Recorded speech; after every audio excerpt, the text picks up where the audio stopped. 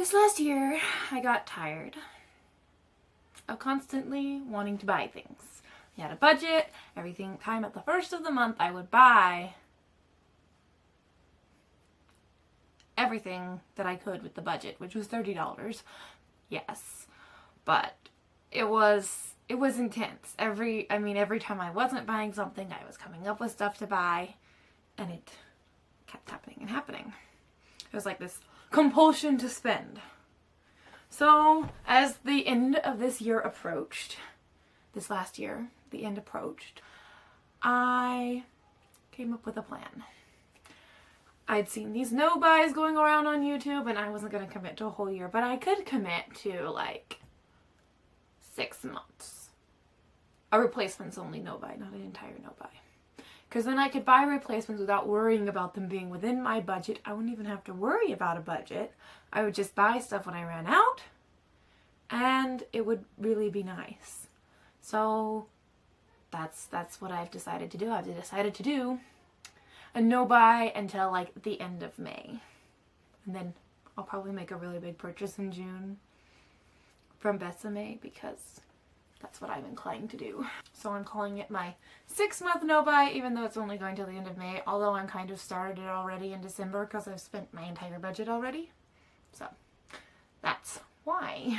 The next project is actually, I'm planning for it to last the entire project. So it's a New Year's resolution, but I kind of call them like New Year's projects because I don't do like resolutions like I'm going to exercise every day this month or something. I'm like, that's gonna fail really quick, and we don't want to do that.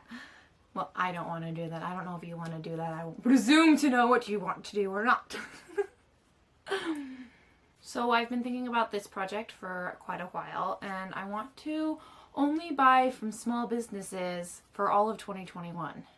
I mean, wherever possible. Like, if I'm buying a computer, I'm gonna buy it from like the places that make computers and they're big companies. But if I'm buying a lipstick, I can buy from Besame because they're a small company, they're independently owned, woman owned, and so that's how I'm going to do. Because where my money goes is my vote. What I buy, where my money is, that's what I'm voting on. Even more than just voting politically. It's a big vote, and voting for companies, big corporations that don't even know who I am, that can just do whatever they want with my money. Not that, it doesn't feel as special as like when I'm buying something from like a small shop on Etsy, it's going to that shop owner, keeping that shop alive. And so they give you more care because they care about you more, and I like it. I once had an Etsy shop, but I had it open for like a month, and I didn't get any sales or anything, but it's a lot of work. All of the business side of it, all making this stuff, I mean, they're doing way more than they're getting, so I would just like to support them in their endeavor for freedom. I mean, it's freedom to not have to have a boss and still make a living for yourself, and so I like to contribute to that, and so I've decided that my money that I'm spending is going to go towards helping independently owned companies stay alive and give people that freedom to be able to start to own their own companies that are small and aren't run by giant corporations.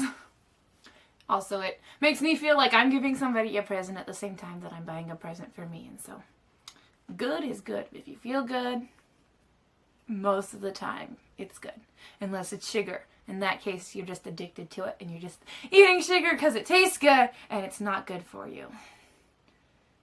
You ever heard like sugar lasts in your system for like 24 hours, and so 24 hours after you eat sugar the first time you feel like eating sugar again? And so I decided to do sugar. I call them sugar loops. It's my loop of sugar. If I eat after 24 hours, I want to eat more sugar. If I eat more sugar, it's another loop and another loop and another loop. And if you break that loop, then the next day, if I don't eat sugar, when I feel like eating sugar, the next day I won't feel like eating sugar at that time. And so I break the loop by not eating sugar. So I've decided to only have one sugar loop going at a time. This is completely off topic, but struggles of living, huh? So this is just an introduction. I'm making a statement. This is what I'm going to do. So a 6-month no buy, or just a month no buy till the end of May, and only buying from small businesses. that's all for now. Bye.